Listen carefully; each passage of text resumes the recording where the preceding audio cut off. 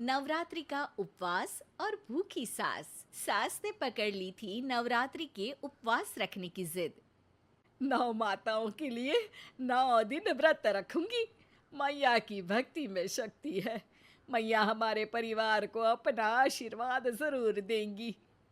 लेकिन अपना शरीर तो देखिए माँ जी, आपका एक पाँव घर में रहता है और एक पाँव डॉक्टर के यहाँ। फिर से बीमार हो गई तो जय माता दी के साथ राम नाम सत्य भी। अरे राम राम राम, कैसी बातें कर रही हो बहू। राम नाम सत्य हो मेरे दुश्मनों का। मुझे व्रत रखने से मत रोको बहू। वरना देवी माँ नाराज हो जाएंगी। नहीं, तुम्हारी सासु माँ नाराज हो जाएंगी। अरे पर माँ, भूखे क्यों रहना है? देवी माँ थोड़ी ना चाहती होंगी कि उनके भक्त भूखे रहें। और आपकी तो सारी मनोकामना पूरी हो चुकी है ना माँ। लालच है बेटा, लालच बुढ़ापे में भी खत्म नहीं होती। अरे तुम चुप करो जी। तुम्हारी भी उम्र है भक्ति भाव करने की। ज्यादा बड़बड़ की ना तो तुमसे भी उपवास रखवा लूंगी। हाँ। अरे रौद्र रूप की उदाहरण कर रही हो मेरी माँ। रख लो व्रत। ठीक है माँ, बस अपनी हेल्थ का ध्यान रखना। अरे उसकी चिंता तुम मत करो बेटा। मैंने टीवी पे देख लिया है कि व्रत में क्या क्या खाने से शरीर में कमजोरी नहीं होती। अच्छा ही है, वरना ऐसा ना हो कि 9 दिन के बाद तुम मैया के द्वार की जगह सीधा हरिद्वार। अरे तुम मुझे हरिद्वार क्यों भेजना चाहते हो? क्योंकि अब तुम्हें मायके तो भेजने से रहा। बाबूजी, क्यों माँ को परेशान करते रहते हो? अच्छा माँ, ये बता दो कि आपको व्रत में खाने के लिए क्या क्या चाहिए होगा। सास के सामने सब हार जाते हैं। माँ के कहे सामान को बेटा लेकर आता है। नवरात्रि का पहला दिन है। नाश्ता कर लो, स्वस्थ रहो, मस्त रहो। मेरा व्रत से ध्यान भंग मत करो। अच्छा ठीक है ठीक है। भूख लगेगी तो मेरी तरफ मत देखना। आई बड़ी। तुम कोई खाना हो जो तुमको देखूंगी? आए बड़े। माँ जी, ये लीजिए आपका फरियाली मिक्सचर। इससे व्रत नहीं टूटेगा। अरे इतना सा? दिन भर भूखी रहने वाली हूँ, थोड़ा तो और ला दे। पर ये सब तो सपोर्ट के लिए होता है ना माँ जी, पेट भर के थोड़ी ना खाना होता है। करवा चौथ का व्रत नहीं रख रही हूँ जो कुछ ना खाऊं पीऊं। हाँ यार, ये तो मैंने सोचा ही नहीं।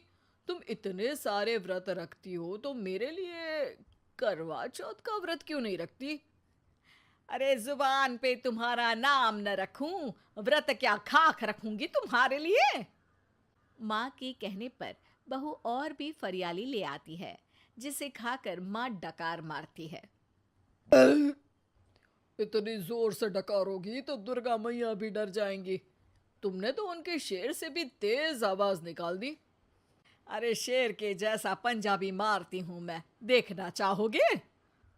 तुम्हें पता है ना, व्रत रखते समय हिंसा वाली बातों से, विचारों से और बुरी चीजों से दूर रहना चाहिए। सही कहा।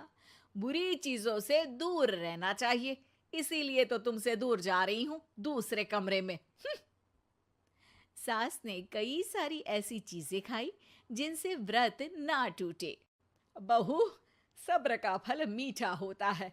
इसका मतलब ये थोड़ी है कि तू मुझे शाम तक फल नहीं खाने देगी। माँ जी, 1 घंटे पहले ही तो आपने इतना सारा। अरे एक खाता ही बना ले, उसमें लिखा करे कि मैंने कितना खाया, कितना पानी पिया। अरे नहीं नहीं माँ जी, मैं अभी फल लेकर आती हूँ। जोर से बोलो। नहीं माँ जी, मैं फल लेकर आती हूँ। अरे ये नहीं, जोर से बोलो, जय माता दी। सासू माँ एक साथ बहुत सारे फल खा लेती है। माँ जी, इतनी जोर से मैं डर गई। अरे भक्ति की शक्ति की पुकार है। पुकार नहीं, डकार है। हाँ हाँ ठीक है ठीक है। चिप्स और लेकर आना जरा, उससे भी व्रत नहीं टूटता। माँ जी, आज ही सब खत्म हो जाएगा, नाश्ते का ही टाइम है। अरे ठीक है ना बेटा, मैं अब कुछ खाऊंगी ही नहीं, तुझे इतनी तकलीफ है तो। नहीं नहीं माँ जी, मेरा मतलब था कि उपवास में सिर्फ इतना खाना चाहिए जितना शरीर के लिए सही रहे।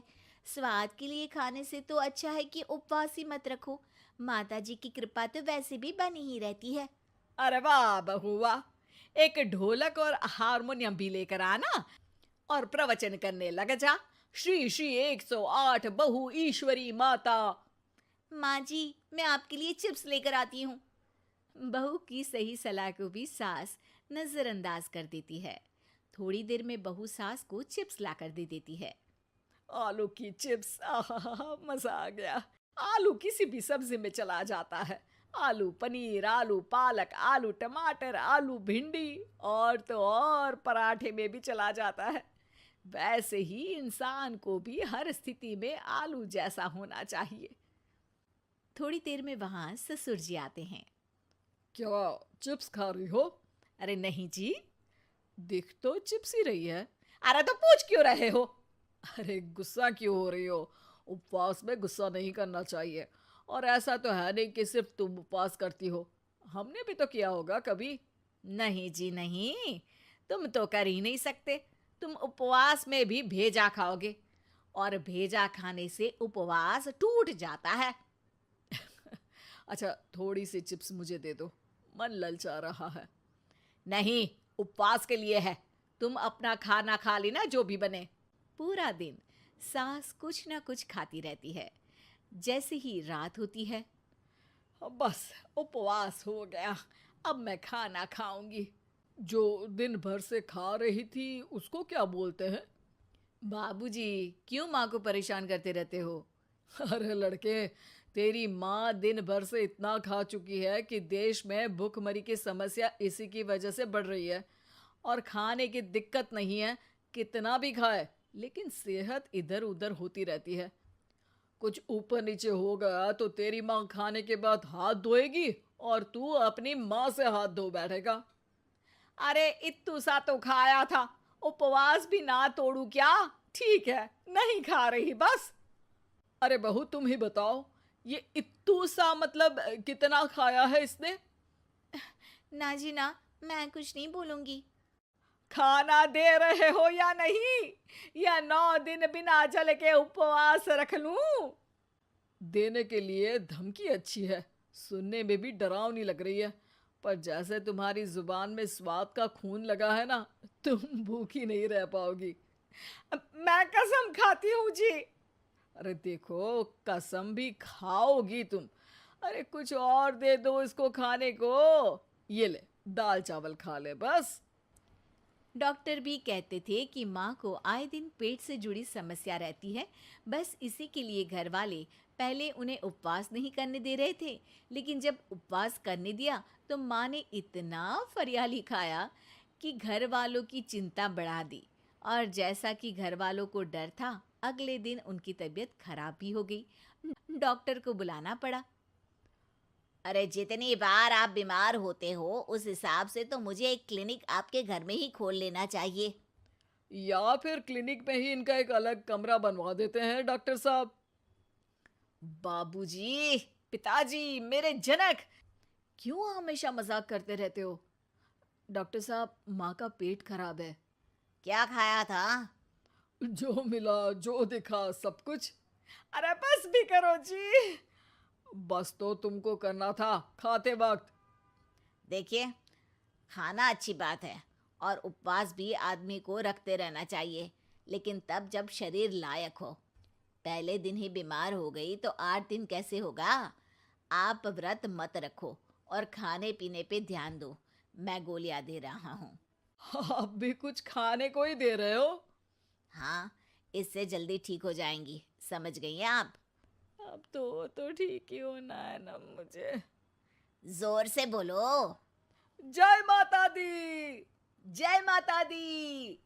जय माता दी।